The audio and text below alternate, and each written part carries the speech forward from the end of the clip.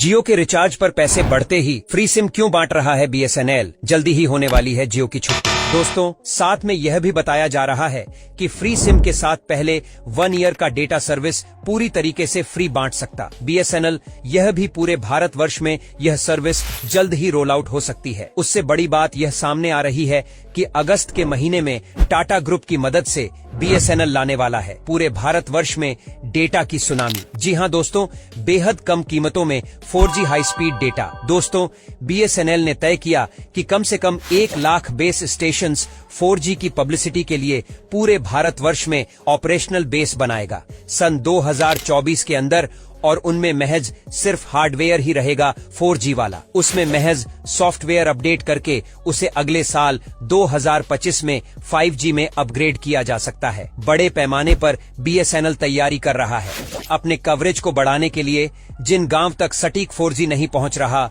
वहां तक 4G सुविधा पहुंचाने की पूरी कमर कस ली है बीएसएनएल ने। 1 लाख बेस स्टेशन बहुत बड़ी बात होती है और बीएसएनएल भारत का बैकबोन है। और अब हम आपको बताएंगे कि बैकबोन नेटवर्क किसे कहते हैं। तो बीएसएनएल का जो बैकबोन नेटवर्क है वह बहुत गहरा है, जियो और एयरटेल से कहीं ज्यादा गहरा। आपको बता दें, जब भारत में बीएसएनएल 4G हर जगह पहुंचा देगा, अच्छी खासी स्पीड देगा, तो आप मान के चलिए इन कीमतों पर जो कीमतें ऑफर कर रहा बीएसएनएल, इन कीमतों पर उसने 4G रोल आउट कर दिया पूरे भारत में। तो जियो और एयरटेल को मजबूरन जिन्होंने प्राइसेस बढ़ाई हैं, उन्हें नीचे लाना पड़ेगा। अगर पूरा नहीं ला सकते तो कुछ मात्रा में लाना ही होगा, क्योंकि अगर जियो और एयरटेल ने ऐसा नहीं किया तो मानकर चलिए जियो का यूजर बेस ऑलरेडी घटने लगा है। एयरटेल को भी चुनौती समझ में आ रही है। वीआई की उतनी बिसात नहीं जो सामना करे बीएसएनएल का। इस रैंकिंग में आज की तारीख में अगर रैंकिंग निकाली जाए और सबसे ज्यादा यूजर्स की बात की जाए तो जियो के पास, फिर एयरटेल के पास, फिर वीआई के पास है, फिर बीएसएनएल के पास है। तो सबसे पहले बीएसएनएल वीआई का पत्ता कट करेगा, बीएसएनएल 3rd पर पहुंचेगा, उसके बाद बीएसएनएल एयरटेल को क्रॉस करेगा, उसके बाद जियो को धकेल कर नीचे कर देगा और फिर खुद भारत की सबसे बड़ी टेलीकॉम कंपनी बन जाएगा। तब क्या होगा जानते हैं? ध्यान से सुनिए क्या होता है बैकबोन डेटा नेटवर्क। सबसे पहले इस सवाल के ऊपर जरा गौर करते हैं। बीएसएनएल हो गया, जियो हो गया, एयरटेल हो गया, इनके पास में इंटरनेट आता कहां से है? दरअसल बीएसएनएल भारत संचार निगम लिमिटेड, इसकी इंटरनेट कनेक्टिविटी अलग अलग माध्यमों से आती है। सबसे पहला submarine cables, under water, high proficiency वाले, हाई एफिशिएंसी वाले, हाई डाटा स्पीड लेने वाले ये केबल्स होते हैं जो समंदर की गहराई से आते हैं। एक कॉन्टिनेंट को दूसरे कॉन्टिनेंट से जोड़ा जाता है, एक देश को दूसरे देश से जोड़ा जाता है। यह केबल है जिससे इंटरनेट कनेक्टेड है। इंटरनेट पूरी दुनिया में जो फैला हुआ है वह इन सबमरीन केबल्स के माध्यम से फैला हुआ। तो बीएसएनएल जो है इन्हीं कुछ इंटरनेशनल सबमरीन केबल से अपना इंटरनेट प्राप्त करता है। ऐसा नहीं है कि बीएसएनएल का जो डेटा आता है वह पूरा सैटेलाइट से आता। बहुत कम मात्रा हम सैटेलाइट इंटरनेट इस्तेमाल करते हैं। अभी भी हम सिर्फ जो सबमरीन केबल है उन्हीं पर निर्भर हैं। सबमरीन केबल जिनसे बीएसएनएल इंटरनेट लेता है उसमें से एक केबल सबसे महत्वपूर्ण है।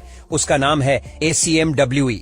इसे कहा जाता है south east Asia, middle east, western Europe. Submarine cable साथ में बीएसएनएल इस्तेमाल करता है और फ्लैग का फुल फॉर्म होता है फाइबर ऑप्टिक लिंक के अराउंड और केबल्स के माध्यम से दुनिया से कनेक्ट होता है बीएसएनएल और दुनिया से फिर इंटरनेट की दुनिया में कनेक्ट हो जाता है। बात करें एयरटेल कहां से लेता है, जियो कहां से लेता है, तो पहले जियो पर आते हैं। जियो भी सबमरीन केबल से अपना इंटरनेट लेता है, बट जियो का आपने कई बार सुना होगा कि मुकेश अंबानी की जियो बड़े पैमाने पर निवेश कर रही है। इसी प्रकार के सबमरीन केबल को डालने के नए केबल्स को डाल करके भारत की कनेक्टिविटी दूसरे देशों के साथ करने के लिए केबल डालने का अलग पैसा और केबल डालने के बाद उसमें जियो की जो पार्टनरशिप, उससे डेटा का पैसा, दोनों तरफ से पैसा खींचने की कोशिश, तो जियो जो है वह भी डिपेंडेंट है इसी प्रकार के सबमरीन केबल से। और सबसे बड़ी बात यह है कि बे ऑफ बंगाल गेटवे, ये जो सबमरीन केबल है, और साथ में south east Asia, middle east, ये जो दोनों इलाकों को जोड़ने वाला केबल है जिसको बीबीजी कहा जाता है, बे ऑफ बंगाल गेटवे, इसके ऊपर समझ लीजिए जियो का पूरा अधिपत्य, रिलायंस जियो का। इसके अलावा बात करें तो इनके पास में जो है एशिया, अफ्रीका, यूरोप जिसे ईवन कहा जाता है, और India Asia express IX system जिसे कहा जाता है। इन केबल्स के डालने में, इनको इंस्टॉल करने का भी काम इनके पास है। इनके पास स्टॉक्स मौजूद हैं। तो यह न सिर्फ सबमरीन केबल डालने का काम करते बल्कि डेटा भी लेते हैं। इसी माध्यम से जियो को भी मिलता है। बात करें एयरटेल की तो एयरटेल का भी इन्वॉल्वमेंट है। एयरटेल ने इन्वेस्टमेंट की मल्टीपल सबमैरीन केबल्स पर, जैसे कि ACMWE ने बताया, south east Asia, middle east, western Europe corridor वाला जो केबल उसमें, और EID यूरोप इंडिया गेट है, यहां इनका इन्वॉल्वमेंट है। तो सारे जो तीनों कंपनियां हैं अपने अपने क्षेत्रों में अपने अपने हिसाब से वह सबमरीन केबल डालने का भी काम करते हैं। खासकर जियो और एयरटेल की अगर बात कर लें, जबकि BSNL जो कनेक्टिविटी लेता है, सीधी तरीके से तो देखिए सबके पास इंटरनेट पहुंचा है। मेन गेम यहां पर आता है नेशनल बैकबोन नेटवर्क का। अब नेशनल बैकबोन नेटवर्क क्या है, अब हम आपको समझाते हैं। देखिए, देश के अंदर एक पर्टिकुलर पॉइंट पर हमने 2-3 जहां से हमारा कनेक्टिविटी हो रही है, इंटरनेशनल सबमरीन केबल से हम जहां से जुड़ रहे हैं वहां तो आपको इंटरनेट मिल गई। अब इसे देश के कोने कोने तक पहुंचाना है तो सबसे बड़ा नेशनल बैकबोन, यानी कि हर शहर के साथ में उस केबल को कनेक्ट करना, हर छोटे कस्बे के साथ कनेक्ट करना, हर जिले के हर कस्बे और कस्बे से हर गांव, तो इसको कहते हैं बैकबोन नेटवर्क। मैन जहां से इंटरनेट आ रहा है से लेकर के देश के कोने कोने तक के इंटरनेट की जो पहुंच है उसको बढ़ाना। तो ये नेशनल बैकबोन की अगर बात करें तो इसमें ऑप्टिकल फाइबर OFC जिसे कहा जाता है, इसका अच्छा खासा बैकबोन जो है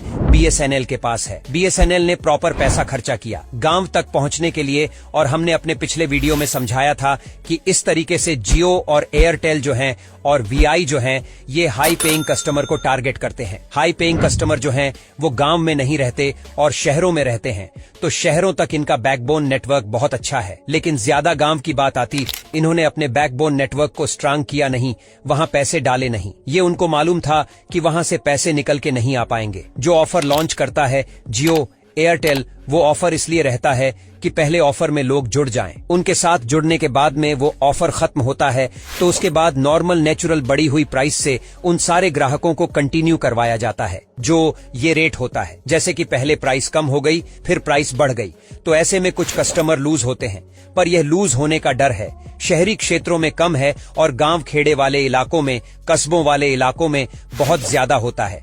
वहां पर फ्री सर्विस ले लेते हैं और जब दाम वापस से बढ़ जाते हैं तो फ्री सर्विस का इस्तेमाल करना बंद कर देते हैं।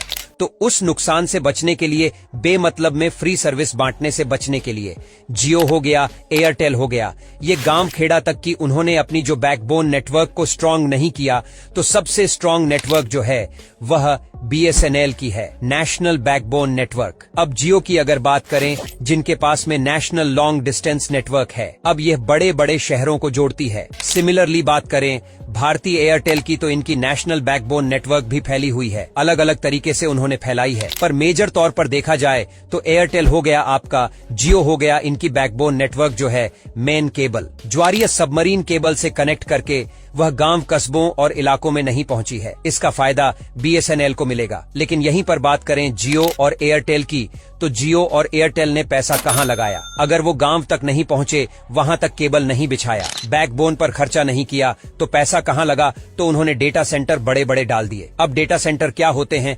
जहां पर डेटा स्टोर होता है और वहां से फिर से उसे डिस्ट्रीब्यूट किया जा सकता है। अगर डेटा सेंटर एक पर्टिकुलर स्टेट के 2-3 पॉइंट में आ गया तो स्टेट में बेहतर तरीके से इंटरनेट पहुंच सकता है, और अगर एक ही डेटा सेंटर देश के अंदर या कम है, उसकी संख्या कम है, तो उतनी ज्यादा स्पीड नहीं आ पाई, कनेक्टिविटी नहीं आ पाएगी। तो कनेक्टिविटी के मामले में और उसकी स्पीड के मामले में जो एयरटेल है और जियो है, उन्होंने इस तरीके से डेटा सेंटर का इस्तेमाल करके बढ़ा लिया, जबकि BSNL के पास में डेटा सेंटर बेहद कम है। इसी कमी को पूरा करने के लिए सबसे पहले BSNL 1 lakh 4G base station पूरे इंडिया में डालने वाला है, जो अभी 4G होंगे, बाद में 5G हो जाएंगे। कवरेज ऑन कवर्ड एरिया में पहुंचाने के लिए 4G सैचुरेशन प्रोजेक्ट आत्मनिर्भर भारत के तहत BSNL चला रहा है, ताकि 4G कनेक्टिविटी गांव तक पहुंच जाए। इसके बाद नेटवर्क को अपग्रेड कर रहा है, फाइबर टेस्टिंग कर रहा है, ऑप्टिकल फाइबर केबल बिछा रहा है, सुपर एज राउटर्स इंस्टॉल कर रहा है, और सबसे बड़ी बात, ब्रॉडबैंड सर्विस की इन्हांसमेंट पर काम कर रहा है, और 5G रोल आउट करने के लिए उसने अपनी डेडलाइन तय कर ली है। 5G हम किसी भी हाल में सन 2025 में लॉन्च कर देंगे। देंगे। अब देखिए 4G का अगर नेटवर्क सही से स्टैब्लिश कर लिया और 4G सर्विस अच्छी तरीके से भारतवर्ष में देने लगा BSNL, तो उसको सिर्फ अपग्रेड करना पड़ेगा, नए इंफ्रास्ट्रक्चर की कम जरूरत पड़ेगी। तो 4G अगर ला लिया, BSNL ने सही समय पर सेट कर लिया, तो डेटा की सुनामी आ जाएगी दोस्तों।